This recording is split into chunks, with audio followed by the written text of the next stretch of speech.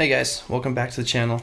Today, I wanted to focus on something that's a little bit different than what I've been talking about thus far. Basically, this video is going to be directed at people who are teenage boys and who are struggling to find themselves and to find kind of their confidence that they are lacking. This, I think, is something that I would have really appreciated hearing back when I was like 13 to 15 years old. Even 16 to 18, I probably could have really benefited from this sort of information. So I'm hoping that this can communicate something beneficial to you.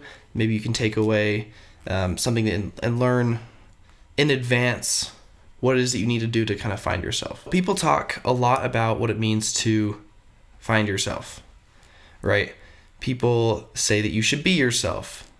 People say that you should hang around other people who are like you, and all that's true, but what does it really mean? Because I didn't know what people meant when they said find yourself. What they mean by find yourself is connect with the person that you genuinely are to your core. To find that individual and make no compromises about who that person is, what that person likes, what that person's mission is, and to just be connected with that person. The truth is, a lot of who you as an individual truly are started when you were a child. And over time, you begin to kind of like question these aspects of yourself and to ask, is this really a part of me? Is this something I really want for myself? Is this something I really enjoy? The thing is, children don't need approval from other people. They're not super social creatures when they're young. Right? So what they like, and they don't really care at all if anybody else likes it. That's something that happens later on down the road. That's why the kid who likes dinosaurs in elementary school eventually grows out of it and decides that's not something that he wants to do anymore. That's why they always ask, what do you want to be when you grow up? And a lot of people have a pretty bold answer. They want to be astronauts, they want to be firefighters or whatever. They know, because they don't care socially what it means to be that thing, and they also don't understand like that you get paid different amounts to be different things, and so there's not the same incentive. Those societal incentives come about later in our lives, and they really affect a lot of how we see ourselves. People feel like they have to do a certain thing. Like a common example, maybe you feel like you want to be a musician, but your parents expect you to become a doctor, right? That's a conflict. That's a conflict of expectation versus kind of internal drive. So I want to talk about a few things today that you can use to find yourself and apply yourself. And particularly because this is directed at teenage boys, I'm going to be using the concept of masculine energy as a method of being able to accomplish that. As a way to get you to find yourself, basically.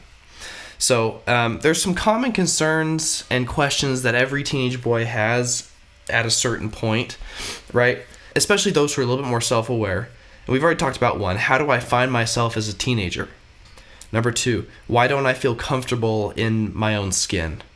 Why do I have all these insecurities? And then the third is, how can I address my insecurities and become more confident, become more capable, become more attractive is a big thing for a lot of teenagers. So I kind of want to just dive into some of those questions first and then move on to the rest later. So the whole point of this video is to say that the one best way that you as a teenage boy can find yourself as a teenager is to lean into your masculine energy.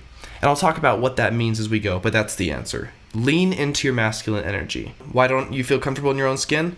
Because there's a difference between what you think you should be based on other people's expectations and who you are / who you internally believe you should become. When you're a teenager, you experience a lot of like social molding, you could say.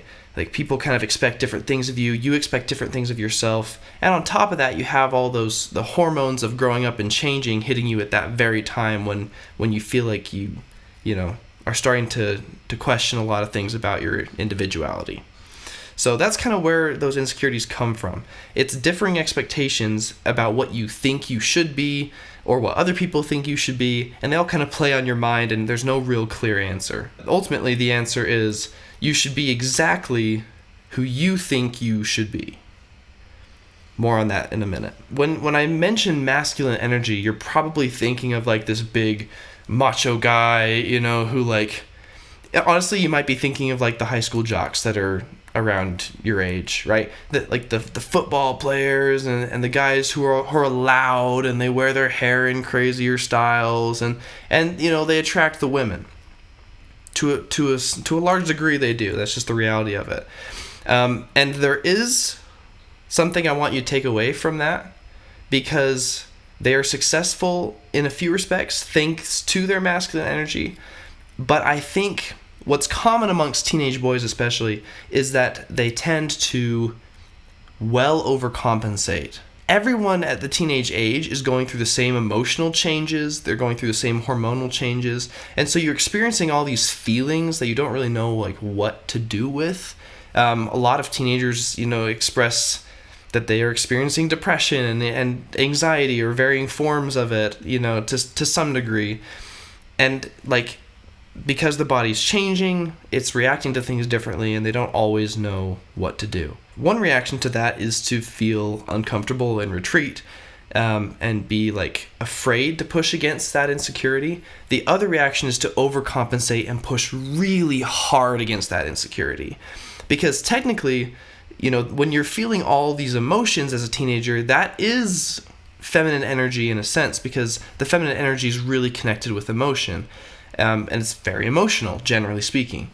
So when you're experiencing that, you kind of feel this feminine energy about yourself. And a lot of people will push all the way to the other side of that and try and be like the most masculine, the most rugged, the most macho dudes they can be. That's not the solution I'm talking about here. You can be masculine by being grounded, by being stable, by being smart, by being uncompromising about your mission, by having a clear view of your goals and what you want in life. You can be grounded by being unaffected emotionally. You can become more masculine in lots of ways that don't necessarily require getting huge muscles and being loud and perverted and what I mean? There's a difference between macho and masculine, and I want you to really focus on leaning into your true masculinity and finding out what that means for you as an individual. It's kind of like an overarching theme. Masculine energy is very like balanced, grounded, stable, mission driven.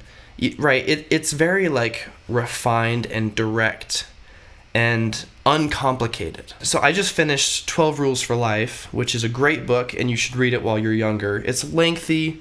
He rambles a bit at parts, but 12 Rules for Life by Jordan Peterson is an excellent read. And one of the points he makes is that, feminine energy is chaos and masculine energy is stability. That's why they interact the way that they do. And that's why feminine energy, generally speaking, is attracted to stability. So if you're able to like lean into that masculinity and focus on your own stability and on your own knowledge and on your own capability, on your own mission, those are all things that are going to eventually make you more attractive. There's some disadvantages that are at play while you're a teenager, and I'll talk about that in a minute. But that's still something that's really important to realize, is that to attract feminine energy the right way, you need to become an embodiment of masculine energy in its true form, in this balanced, stable kind of way. What are some things you can realistically do today, starting today, to lean into your masculine energy and take advantage of what that has to offer you? The first thing, not a huge surprise here, but you do need to take your fitness seriously. Strength is a part of masculine energy. And when you are physically stronger, you gain confidence in yourself and you take control of your mental health. So I would recommend working out for no less than 30 minutes, at least 5 times a week. And I know that as a teenager that can be hard because you have school, you have You have soccer practice, you have social events. I totally understand that, but I highly recommend making it a priority, because when you're a teenager, you don't fully understand how to like feel more comfortable in your own skin or deal with those emotions. Physical exercise is like a surefire way to deal with the emotions you're experiencing in a healthy way, and also grow your confidence in a natural and effective way. There's no denying that people who are more physically strong and physically fit, they have this presence that is undeniable, right? They kind of command a room in a better way. People listen to them because it shows that you are driven, that you are grounded, that you are stable, that you are strong. All masculine traits, and all very healthy masculine traits. So I would take that to be kind of my first step. I wish I'd done that way more consistently, way sooner. It's helped me a lot since. That was probably the best thing I ever fixed about myself, honestly. Was I finally decided to take my fitness seriously, get into good shape, and it really has made a difference for me. I feel way more confident. I've done much better at attracting feminine energy into my life. I'm much more stable, and I'm much more mentally healthy. All good things. So that's number one in terms of realistic application. So another one you can do is start to get ahead. And what I mean by this is just learn a little bit about finances, investing, things about the world. Because in order to be stable in this world, you need to have some understanding of how it functions, how it works, how it operates, and how you can be stable in it. That's a part of masculinity. So I would recommend just taking some time once a week to just study. You can even just watch YouTube videos about it. This is not complicated stuff, but study, how do I invest? What does that mean? If you have a job, start saving, start investing. I mean, if you can get a job and start like working towards something, the best thing you can do is not blow that money on things that are fun. Although, your parents probably still take care of you, and you probably don't have to do all that much to like live, and so you kind of look at that as your fun money. I get that, but I'm telling you right now, if you can get ahead of where people will be 5 to 10 years down the road, and if you can like just start investing now, you'll have an edge on those around you for the rest of your life. If you have $300 in savings that you can afford to lose, that you don't have to use for anything urgent and important, I would urge you to put it into some sort of investment. Look up some index funds that you could maybe put your money into. This is not financial advice. Well, it is, but it's not legally. Another thing you should do as a teenager is you should never compromise your likes, interests, and your mission. One thing that's really common as a teenager is to see what everyone else is doing and to try and participate in what they're doing because it's popular, it's cool, it's trendy. Teenage years, that's the year of the trend where you just want to be doing what everyone else is doing. And I get that. The reason you're doing that is because you're seeking social acceptance. And social acceptance as a teenager is doing that, basically. I would want you to see past that.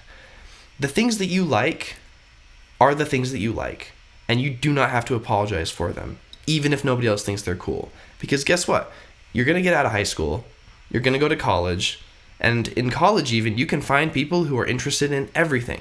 And no one really judges people in the same way that they do in high school. It's very different. Don't compromise on those things. You're allowed to have your own interests and have your own individuality. You don't have to be the same as everyone else. You can enjoy and appreciate anime. You can watch shows that nobody else watches. You can collect cards, whatever. Like, it doesn't matter. That has no impact on your ultimate masculinity. There are some very masculine people I know who are also very nerdy, and that is totally fine. You just have to own it and accept it and not worry about it, because who cares? At the end of the day, no one will care a few years down the road. I also want to emphasize that point. Don't compromise your mission.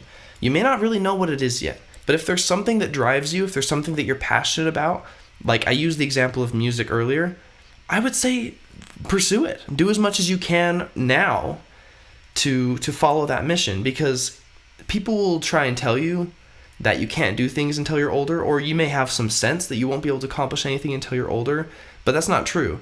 There are some great people who are teenagers who are doing amazing things, and you can be one of those people if you want to be, right? And if you have a mission to pursue, don't hesitate to pursue it. You can get ahead of that too. And that is part of being masculine, is being mission driven. Another thing I want you to take note of is don't play comparison games. And by this, I specifically mean social media. I wouldn't involve myself in it at all if I could go back. That was the most harmful thing I did for myself in all of high school, was download social media. Because there are people who are popular and there are people who are not on social media. That does not mean that those people are the kind of people you want to be, or that you should be. Not being popular on social media, it ultimately does not matter. And it will only serve to do you mental harm. Truly. It affected me for years.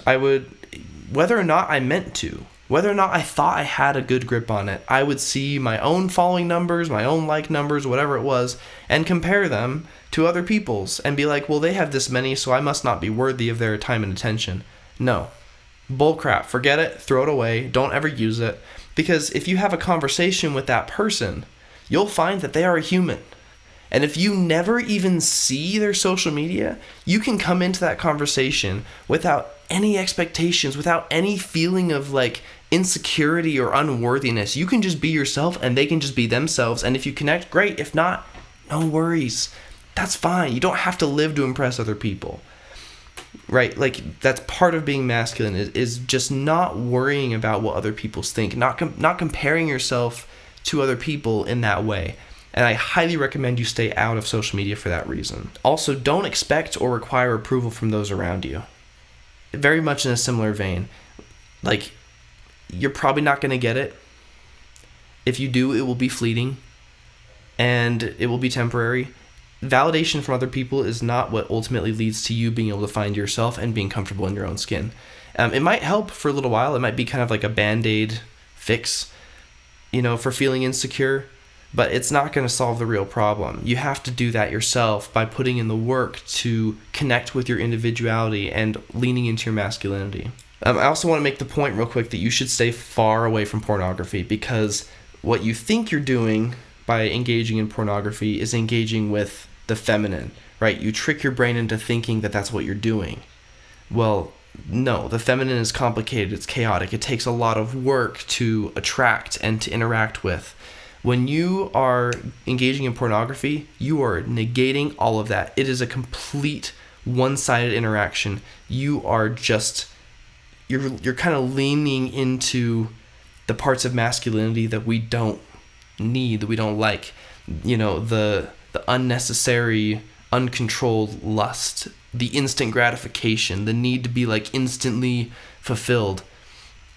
It's all temporary, and it's all going to trick yourself into having way less confidence socially, being way more awkward around other people, and you're just going to feel like drained of your energy.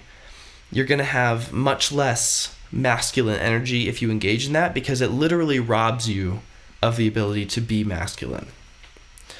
You are masculine when you work hard for things, when you earn things, when you attract the feminine by being stable. Those are traits of the masculine. Engaging in pornography does none of those things for you. It will not help you at all. So that's just a kind of a side note, not directly related to this, but also very much directly related to this. I would also like to say, as a teenage boy, don't go out of your way to impress the feminine. You are at a disadvantage in so many ways. Because when you're interacting with other girls who are your age, you should understand there's a strong likelihood that they are more attracted to guys who are older than you anyways. Because the feminine is so attracted to stability, often it looks upwards. It looks upwards at people who are further along in life, who are just older, stronger, more stable, more, whatever. That's not your problem.